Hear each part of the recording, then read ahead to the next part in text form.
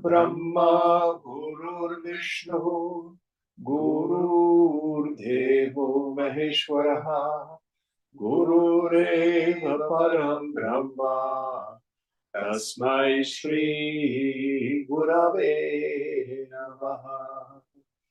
Chinmayam Vyapyat Sarvam Trailokyam Sacharacharam Tatpadam Darshitam Yena Tasmai Shri Gurave Namaha.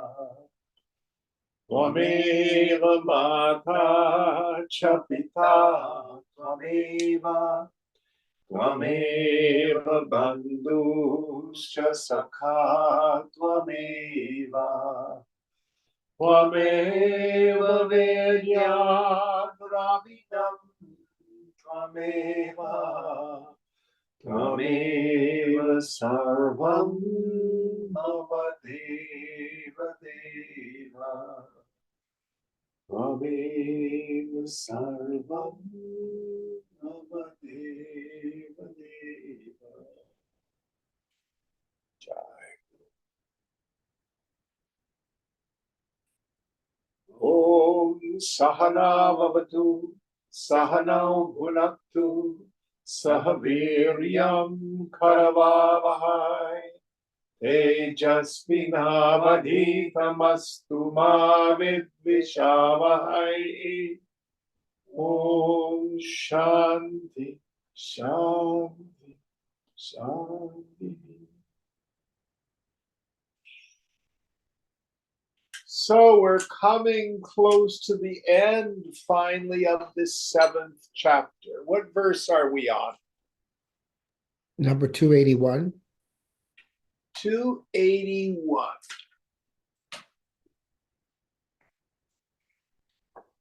In chapter 7.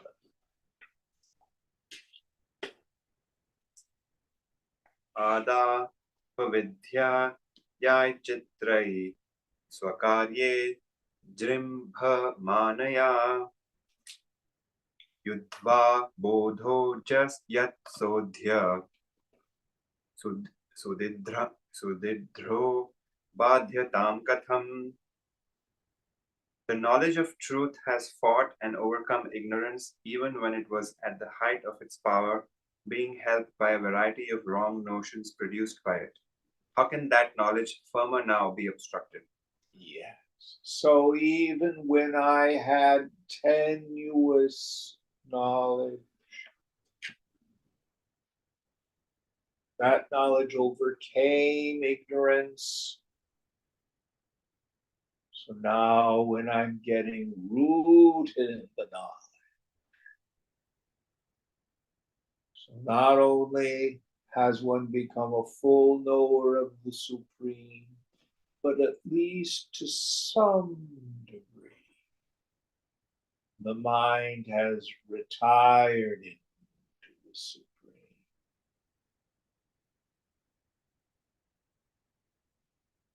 I know who I am, and I know what this world is, and most importantly, what it is not. And therefore, it no longer has the power to delude me.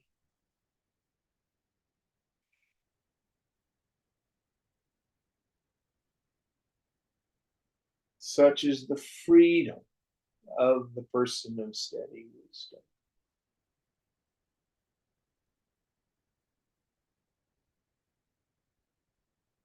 Any thoughts on this? Next.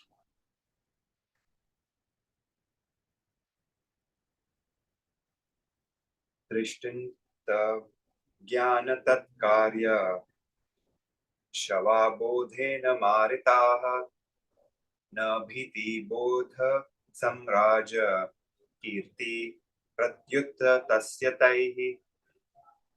Let the corpses of ignorance and its effects, destroyed by knowledge, remain. The emperor, the conqueror, has no fear of them. On the contrary, they only proclaim his glory. So here, this is metaphor, it's allegory. for the person of steady wisdom, not only does he have no relationship with the body, it's always an object of cognition, but he's perfectly willing for that body to be there. The corpses of ignorance. The mind, with its likes and dislikes, he has no fear of it. No longer has any real power anymore. Doubt has been vanquished.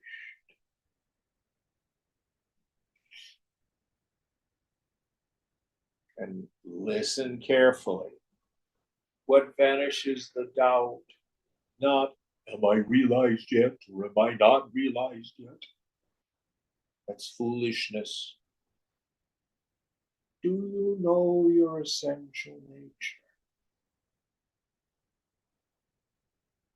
Do you have the direct knowledge that your Chidakash, that, or as he will say, Kutasta, that ground being,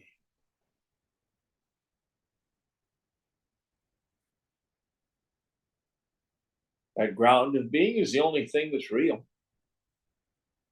Everything else, without exception, is mithya.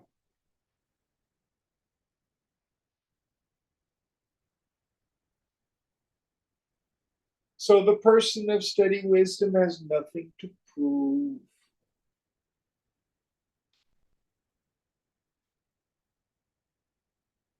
No need to get involved in spiritual data wars with other people.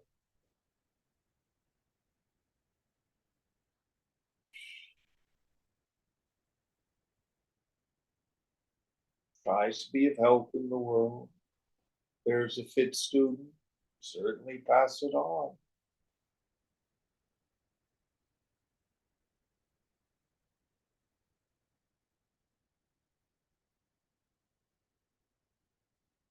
But this complete emptiness inside.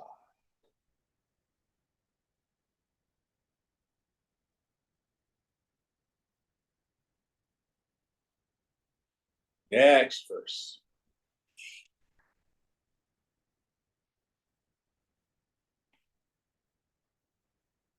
य एवं तिषुरेण बोधेन न विद्युज्यते प्रवृत्तया वा निवृत्तया वा देहादिगतयास्य किम्. To one who is not separated from this all-powerful knowledge, neither engagement in action nor actionlessness does any injury. They relate only to the body. Yes. So the dharma of the body is karma. It is the body that performs actions and reaps the result of those actions. The man of wisdom may be fond of samadhi and spend many hours in meditation, or he may not meditate at all. What's to be gained by meditation? He may teach, study scripture so that he has a means of knowledge, or he may be a crypto-jnani, working at some job in the world, never letting another person know the glory of his state. All of that is prarabdha. That's the karma of a particular life.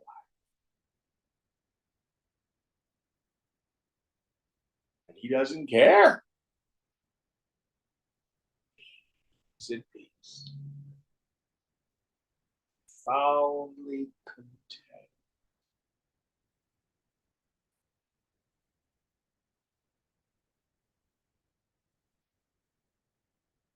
not concerned with the opinions of other people about his equipment.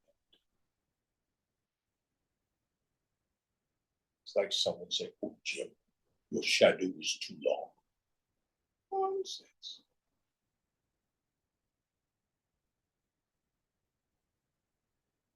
Next verse.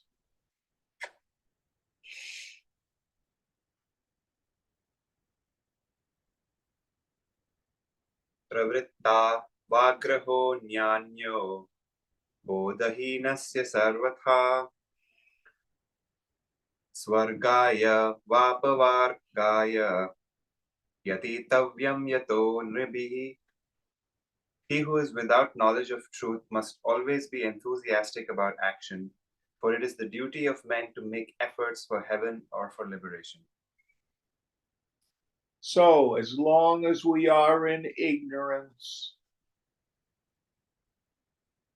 two paths approach a person. I either seek wealth in the world, and wealth here means money, property, prestige, relationship, children, etc. Or I strive hard for liberation, moksha. But the mark of the man of wisdom is all of his strivings cease.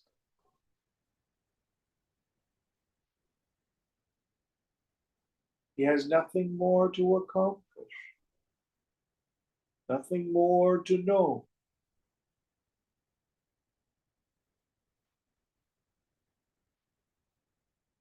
He has the Paramashanti, supreme.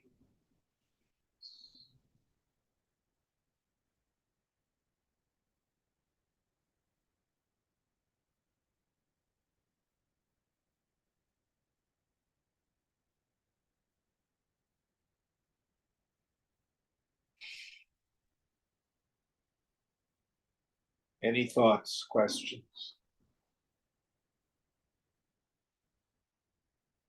Next verse.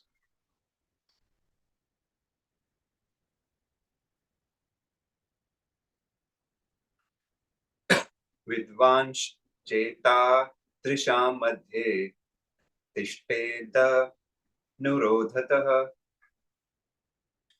कायेन मनसा वाचा करोत्येवाखिला क्रियाः. If the knower of truth is among people who are performing actions, he too performs all actions required of him with his body, mind, and speech, so as to be in accord with them. Yes. So the person of steady wisdom is appropriate to the situation.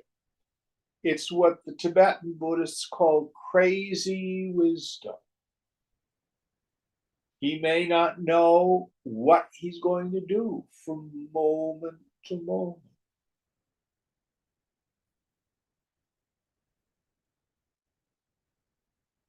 But whatever environment he's in, he behaves appropriate to that.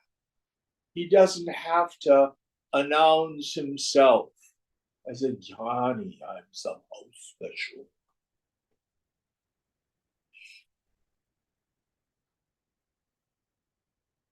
The scriptures use the idea of like an actor in a play.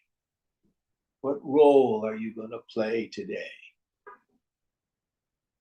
Put on the costume of the person going to work, put on the costume of the husband, put on the costume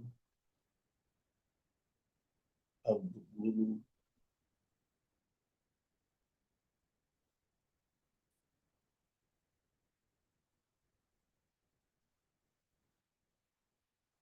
I have no form.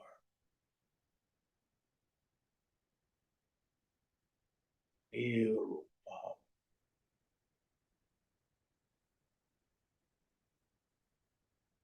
Chidananda Rupa, my form is bliss consciousness.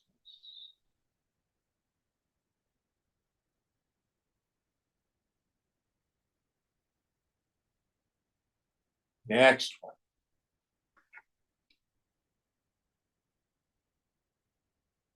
एष मध्ये बुभूत् सूनां यदा तिष्ठे तदा पुनः बोधा येषां क्रिया सर्वा दोषयस्त्यजतु स्वयम्.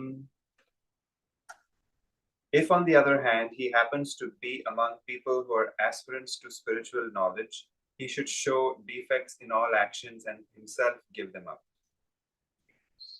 So, if he's in the situation where he's to transmit this knowledge, it is more effective the more transparent and pure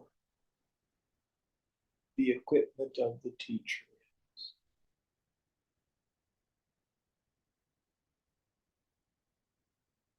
As long as there's still stuff getting in the way, then it can disappoint, delude, sidetrack students. God knows we've all heard stories about teachers who get involved with money issues or sex issues or power issues. I'm not saying they're not men or women of wisdom, but if they still have a lot of impurities, it can get in the way. So if your prarabdha places you in that situation, then it behooves you to give that stuff up. And if you don't care, then why not give it up? Jimmy says something like he should show defects in all actions. What does that mean? He should be, I interpret it to mean he becomes aware of his defects and actions, takes an inventory, knows, I have this particular habit. It gets in the way. That's how I interpret it. I don't know. Do you have a different take on it? No, I was just curious. I was thinking, like, I guess the next verse talks about, continues the conversation, which is a slightly different thing. Next one. अविद्वन्नुसारेण वृत्तिर्बुद्धस्य युज्यते स्तनन्धयानुसारेण वर्तते तत्पिता यतः. It is proper that the wise man, when with the ignorant, should act in accord with their actions, just as a loving father acts according to the wishes of his little children. So, my interpretation is the ignorant have a desire for a teacher who exemplifies purity. We all have this idea of the perfect master.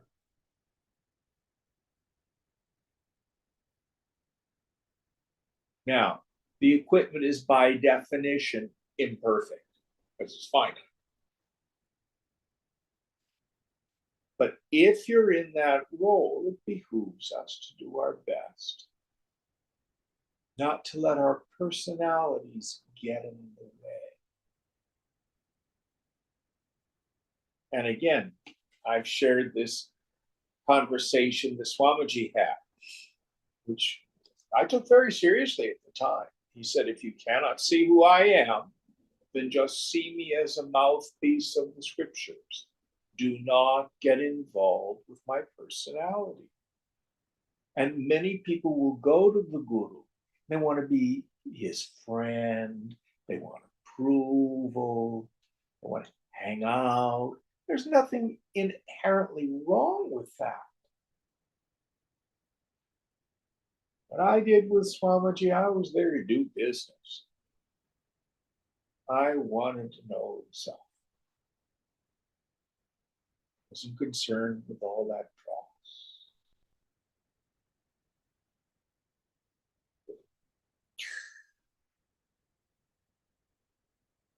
was a very pure relationship.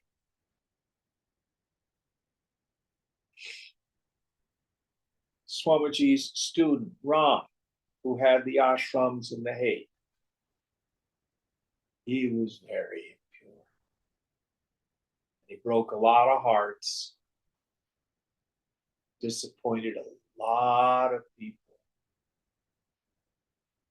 And I can remember I was actually out at San Francisco State. This was about a decade after the ashram had fallen apart, maybe a little less than that, maybe 8 years. And I ran into one of the fellows that was in one of the houses. And he was so angry. And I said, Barry, I know all this stuff happened, and I know Ram did all this stuff, but for me, none of it ever touched me. He was just a mouthpiece for the scriptures, helped me get tuned up. And Barry said, Jim, that wasn't Ram's purity, that was yours. So that too is a component. The purity of our intention draws that blessedness from the teacher.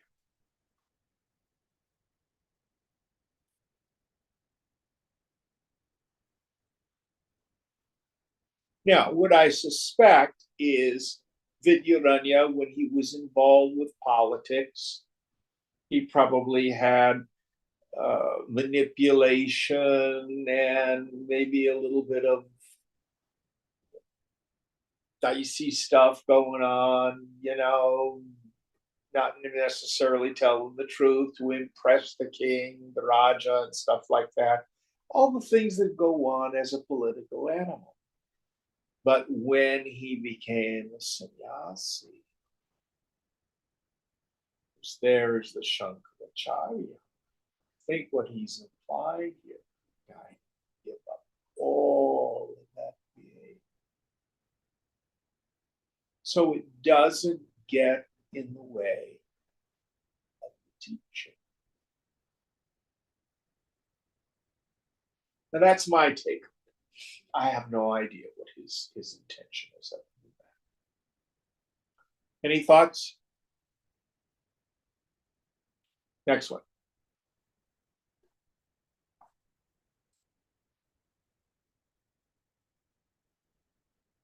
अधिक्षिप्तस्ताडितो वा बालेन स्वपिता तदा न क्लिक्षन्नाति न कुप्येत बालं प्रत्युत लालयेत्. When his infant children show him disrespect or beat him, he neither gets angry with them nor feels sorry, but on the contrary fondles them with affection. Yes. So when the students caught up in their own egoism, what they will do is what the psychologists call transference. So whatever psychological issues they have going on, they will project them onto the teacher. True story. I was at a camp once. Now, my experience, Swamiji was the holiest man I had ever met in my life. There was this one woman, she says, Chinmaya's the devil. I've seen it. I saw him up there. He's evil. He's the devil. She ended up leaving the camp. But where was the devil? It was in her mind. But the guru, no matter what the student thinks or projects, knows what's going on. How? When we know our own mind, we know everybody else's.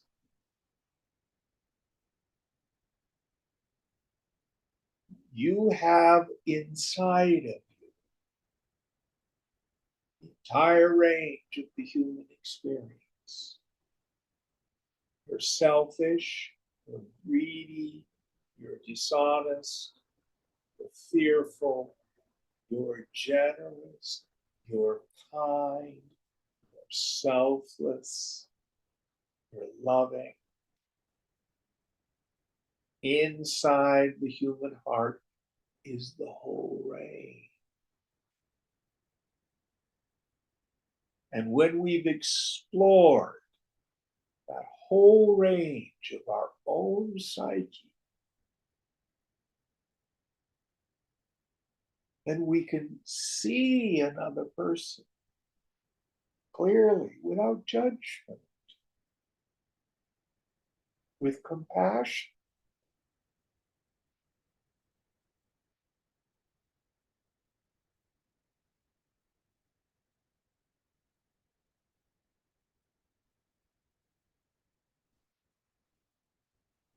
Any thoughts on this?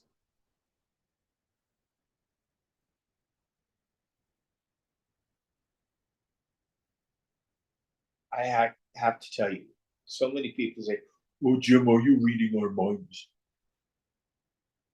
More, I know this one's mind, which, as to quote Swamiji, is a sewer. So then I can see other people's minds. There's no denial. I hope. Next verse.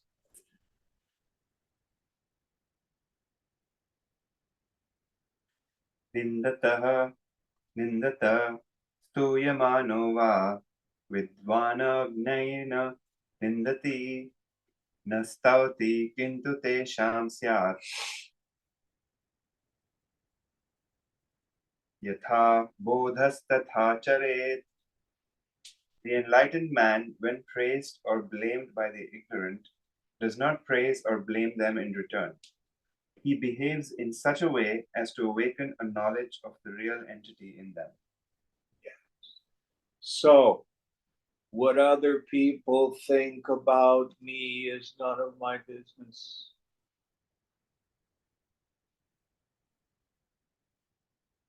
Nobody has the power to make me feel anything. The person of steady wisdom is empty. And then intuitively can meet the student where they're at, hopefully to give them a useful suggestion for the next stage in their sadhana.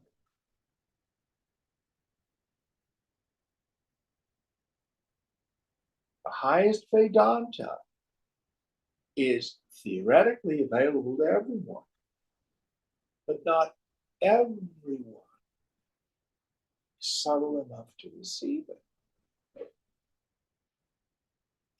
Let me give you an example. So we had Gita class last night, and we started the 16th chapter, Divine and Devilish Estates. We spent the entire class on 2 shlokas, which enumerate qualities of head and heart and action. that as sadhaks, we should try cultivating. Why?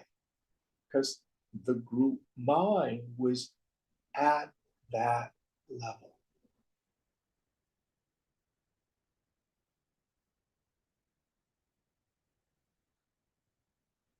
Some of these things so deeply because they're useful tools for dealing with very ordinary worldly situations.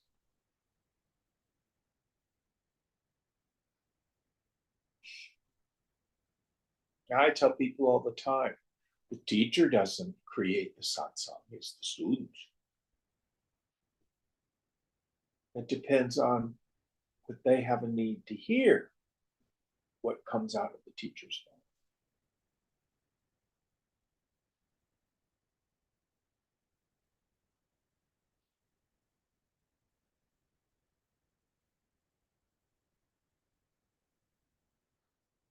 Maybe the best you can do for a friend is, oh, I've found it useful to try to stay out of the unborn future. I try to stay in the present, put my mind where my hands are. Oh, you're obsessing on someone, I can relate to that. Well, I've found what helps me is I have a mantra. That's a place to park my mind if it starts to obsess. We can share our direct experience of sadhana. That's very useful. My opinion, many times far more useful than preaching it.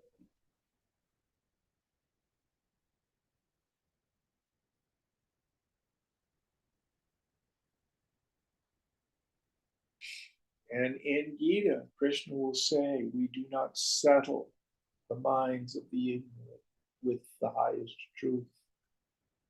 It confines them to a hell. We want to meet people.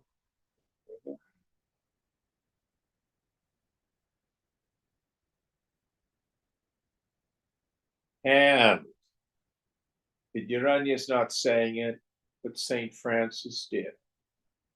He says, wherever you go, preach the gospel.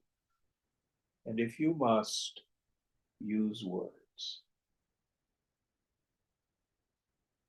Who you are as a person speaks much louder than anything you can say.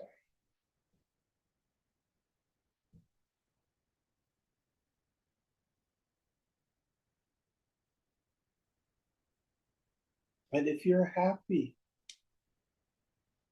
and you're moving through life with joy and mature detachment, if you're at peace, people will feel it and they'll want what you have.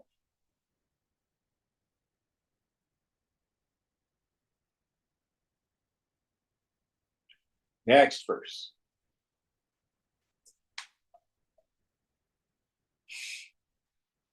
येनायं नटनेनात्र बुध्यते कार्यमेव तत् अज्ञप्रबोधानैवान्यत् कार्यं स्यत्यत्र तद्विदः. With the ignorant, a wise man should behave in such a way as will enable them to have realization. In this world, he has no other duty except awakening the ignorant. Yeah. So, what we need to be able to do is intuitively check out what I call the set of the soul of the person you're relating with. And this is one of the great values of a thorough study of the scriptures. Because what they do then is give us this vast array of tools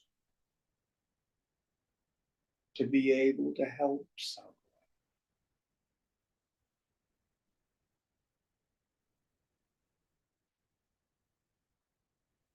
I was talking with a friend the other night. We have a mutual friend, and he's always hated his job. When he gets a job, he ends up screwing off and getting fired. And his self-esteem is around his ankles. And he thinks he's a loser.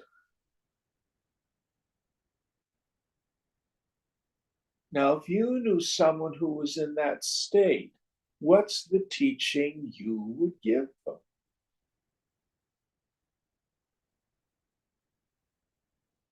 I'm serious. I'm asking this question. Go out and act and find something that excites them. Say louder. Find something that excites them and work on it. And where do you find that particular teaching? Karma yoga. Yeah. This is not, oh, the world's unreal, don't worry about it. That won't do any good for a kid like that.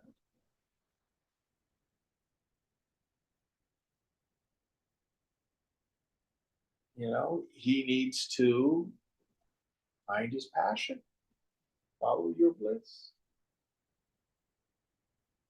Do I want to go to Hawaii and screw all day long? Well, that gets boring after a while. We're built to work.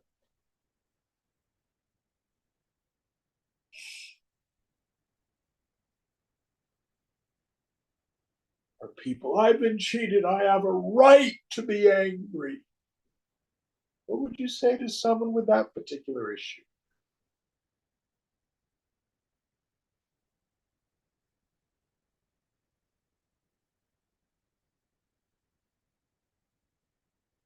Just nothing. How's that working out? What should I do?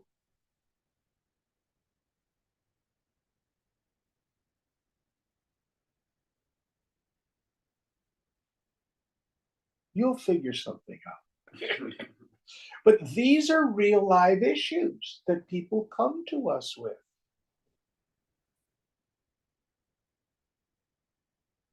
I'm not making this up. Had a phone call with a comparatively new student today, and it's confession time. After 2 or 3 sessions with me, then confession time starts to happen. And they were saying that, oh, I have a real issue with obsession. I can obsess on this project, or buying a house, or buying a car, or some game, or something like that. How do I deal with obsession? I start to spin on it, and this keeps me up all night. These are real world problems. And yoga has answers. Yoga has real, practical, useful answers. So we make suggestions.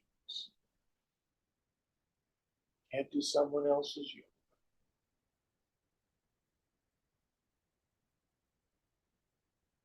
But it's our duty to be helpful.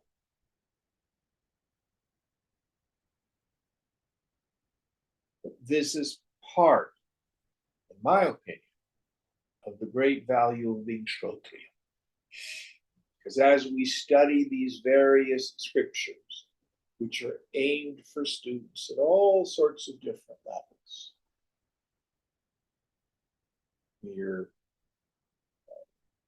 given useful practices, techniques that can help alleviate the human suffering. And if you've internalized them all, then you'll know what to say. You'll know how to be helpful.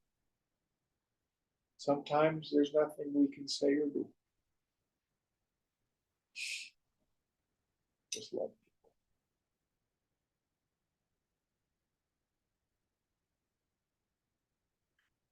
Next one.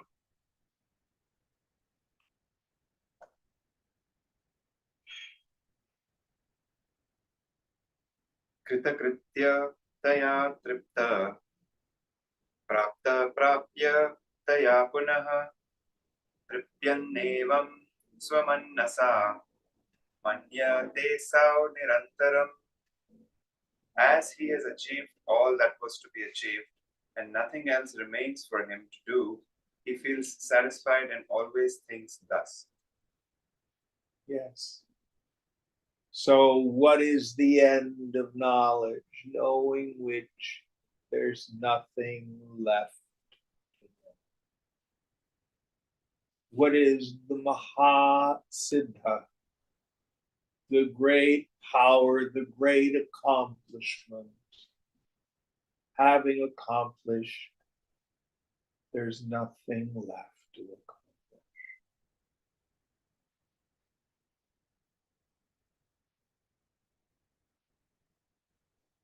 This is the great glory of the Jiva.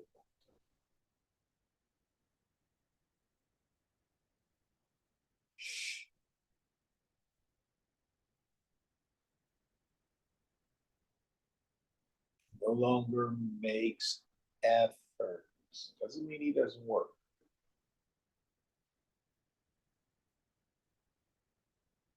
But this jonesing, I'll be happy when. That's cool.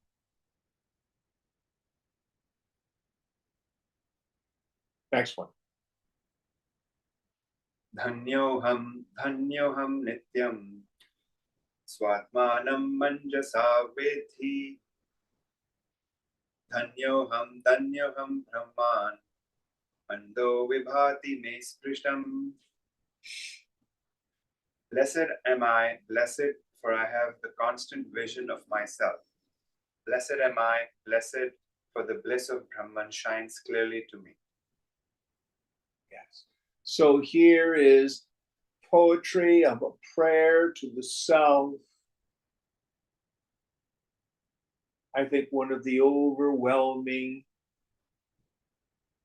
emotional responses to knowledge of the self is incredible gratitude and humility.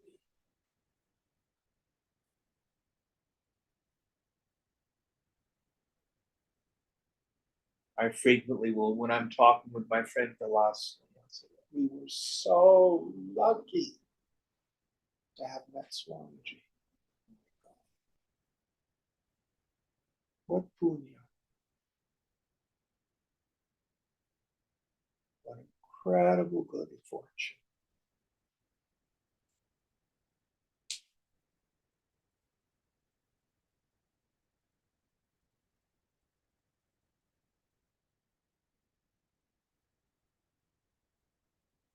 What do you get in the world for having Brahmavid?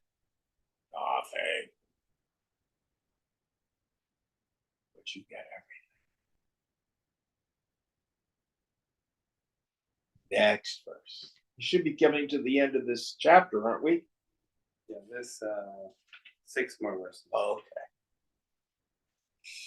धन्योऽहं दुःखं सांसारिकं न वीक्षिध्य धन्योऽहं स्वस्य ज्ञानं पलायितं कापि. Blessed am I, blessed, for I am free from the sufferings of the world. Blessed am I, blessed, for my ignorance has fled away, I know not where. Yes. So here, in some ways, he's echoing Shankara. By the grace of some guru, the knowledge of myself has been revealed. Where did my ignorance go? Where did that phony self go?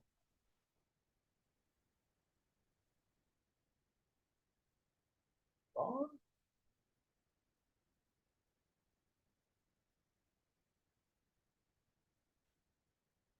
For how long did I think I was a person with all those troubles? It's gone. Wonder of wonders. What a blessing. All God's grace. Next verse. धन्योऽहं कर्तव्यं मे न विद्यते किञ्चित् धन्योऽहं प्राप्तव्यं सर्वम् अद्य सम्पन्नम्.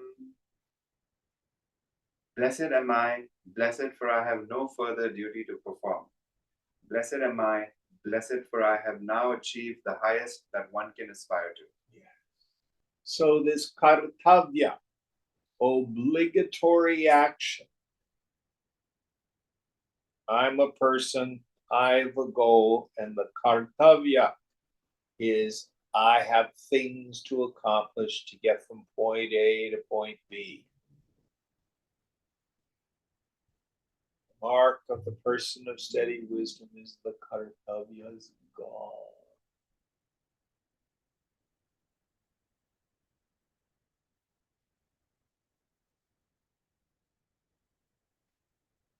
The jig's up, game's over.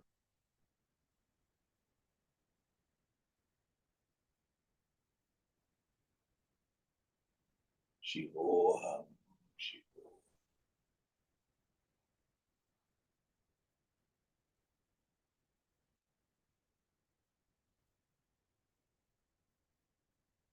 And again, that doesn't mean at the level of the equipment. The body doesn't work. It's just prarabdha. It's meaningless to the man or woman of knowledge.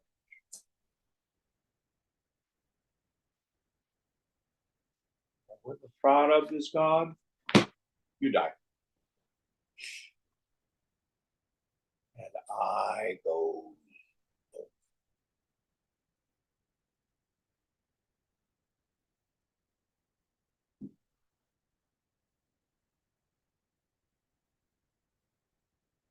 Next.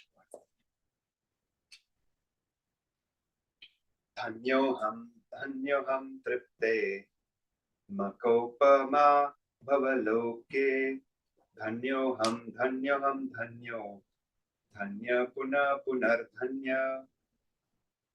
Blessed I am, blessed, for there is nothing to compare with my great bliss. Blessed am I, blessed, blessed, blessed, again and again blessed. Yes. Such gratitude.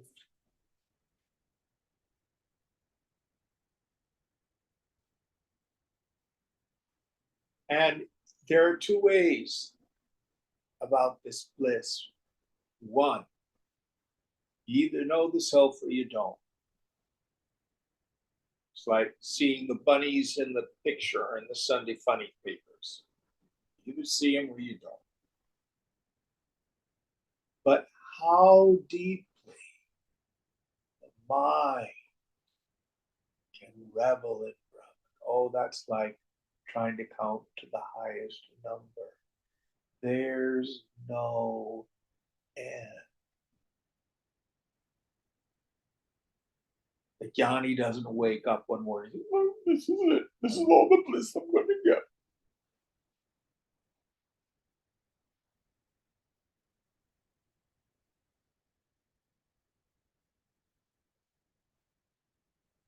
And as the chunks of the psyche fall away, the bliss just keeps getting deeper and deeper. And yet, you can't struggle for it.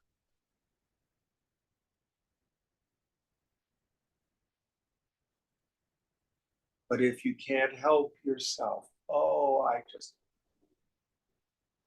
I'm lost. I can't help it. I go with it. It just keeps getting deeper. I always think of Ramakrishna. You know, and you just start talking about God, and off he goes into samadhi. Couldn't help himself. No end.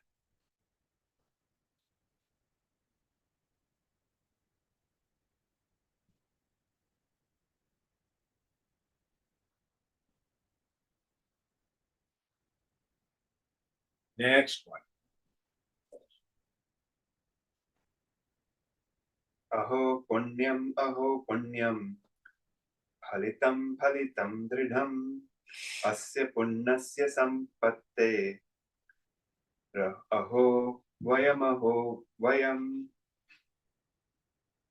Oh, my merits, how enduringly they have borne fruit.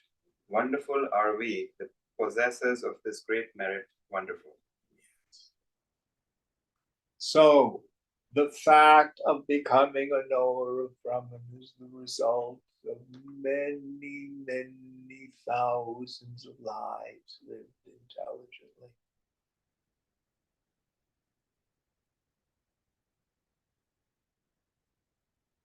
To even have a human birth is a great blessing. Believe me, there are many two-legged animals running around. To have the great punya, to know that moksha exists. Most people don't even know it exists. To have the great punya, to meet a man or woman of knowledge who can show us the path. What a blessing. For us to have steadfastness in it, to want it enough to do two simple things: abhyasa, practice, and vairagya, mature renunciation.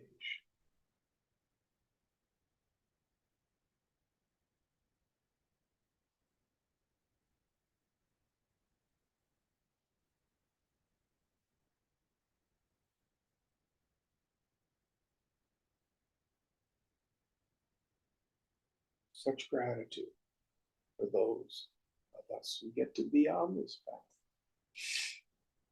Next. Aho shastram, aho guru, aho jnanam, aho sukham. Oh, how grand and true are the scriptures. Oh, how grand and great is my teacher. Oh, how grand is this illumination.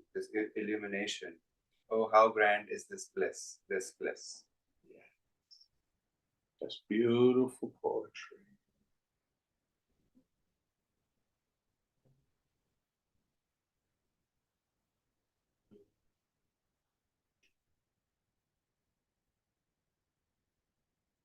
This is a gorgeous section.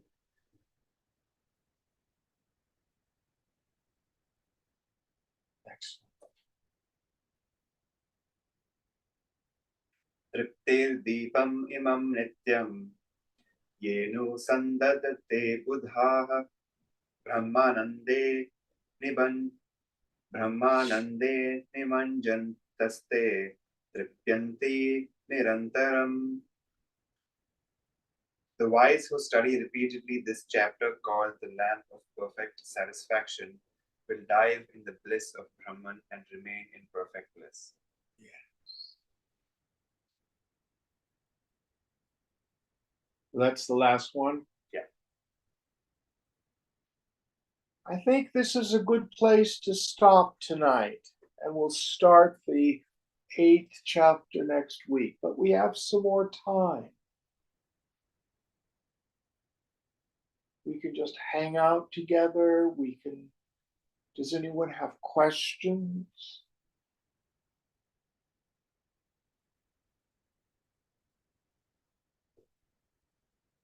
I have a question. Those last just incredibly poetic verses, at what number did they start? 292. And that's the Danyoham. Yeah, the first time. And is that DHAN in English or D? DH. It's like wealth. It's beautiful poetry.